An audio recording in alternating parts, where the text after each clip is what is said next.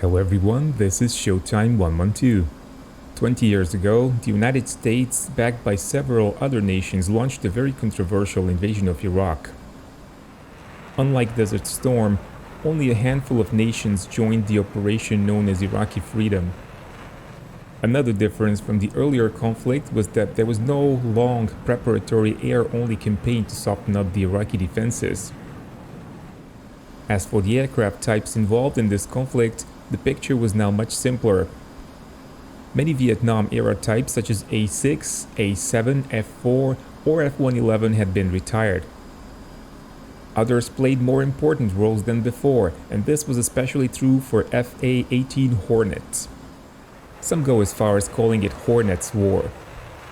Indeed, about 250 Hornets were deployed by US Navy, Marines, and Royal Australian Air Force. For comparison, US Air Force deployed about 130 F-16s and 90 F-15s. Hornets could be found in land bases in Kuwait and Qatar, on aircraft carriers in East Mediterranean and Persian Gulf. They initially flew attacks against pre-planned targets, but soon focused on close air support missions for advancing Army and Marine units. On day 3 of the war, Lieutenant John Allison of VFA 192 from Kitty Hawk took off with his wingman on what he thought would be a regular close air support mission for the Army's 5th Corps advancing on Baghdad. The two Hornets were then diverted by an E-2 controller to investigate the possible location of an Al-Samud ballistic missile discovered by a drone. It was in Baghdad itself, and Allison wasn't too happy about flying into the famous Super Mez in the middle of the day, but proceeded north nevertheless.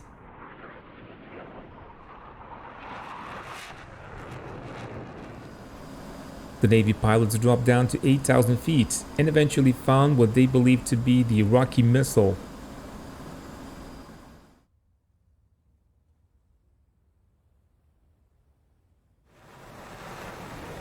However, it was located in residential suburbs, and without certain identification, they chose not to drop their bombs on it. As they pulled out of the zone, the whole Baghdad apparently erupted with anti-aircraft fire. Hornets were in the middle of air defense engagement zone, but they succeeded in departing the area without any hits.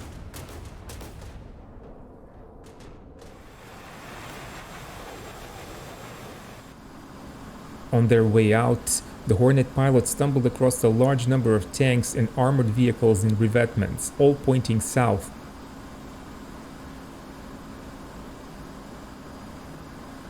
They apparently belonged to the Republican Guard and were waiting for American troops.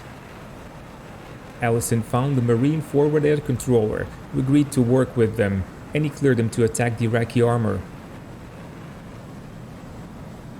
The two Hornets were each armed with only a single laser-guided bomb and two Mark 82 500-pound unguided bombs.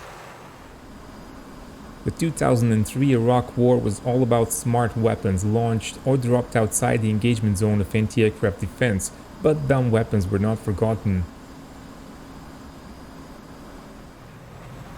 As Lieutenant Allison rolled in on a revetment, he spotted a small ammunition bunker next to it.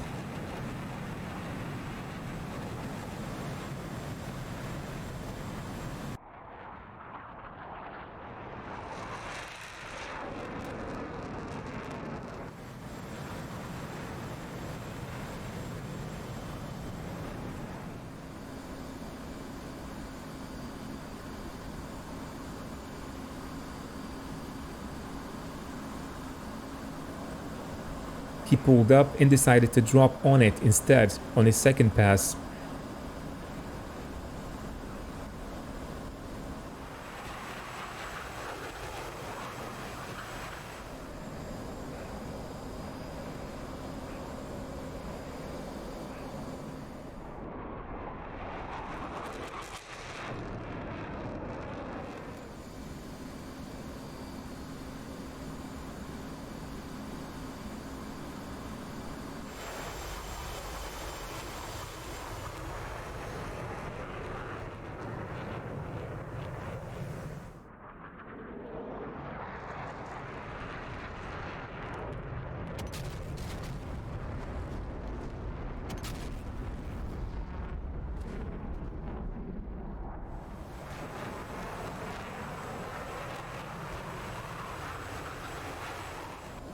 His bomb was a hit, and it produced a huge explosion which created a plume of smoke as high as 2,000 feet.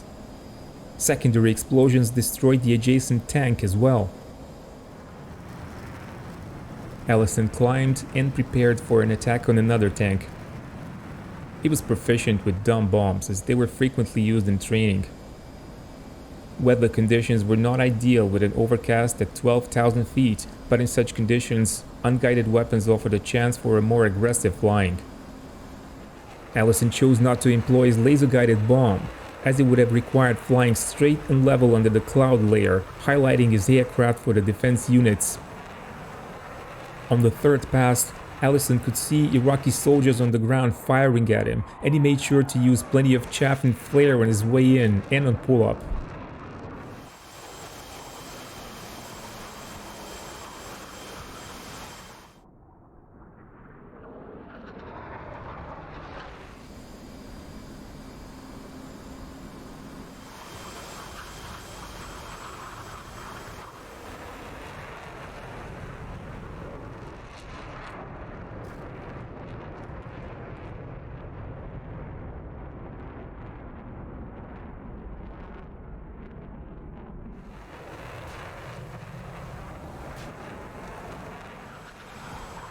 His wingman couldn't attack as his radio wasn't working properly, and he couldn't establish communication with the forward air controller.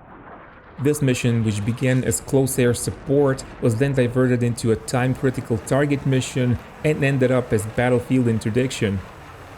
After the initial shock-and-awe phase of the war and huge sandstorms which began on 25th of March, Hornets would fly mostly close air support until the rest of the war. I hope you liked the video. Be sure to press the like button if you did. Feel free to comment, join our supporters on Patreon, or donate on PayPal to ensure the future of the channel. Thank you and keep watching Showtime 112.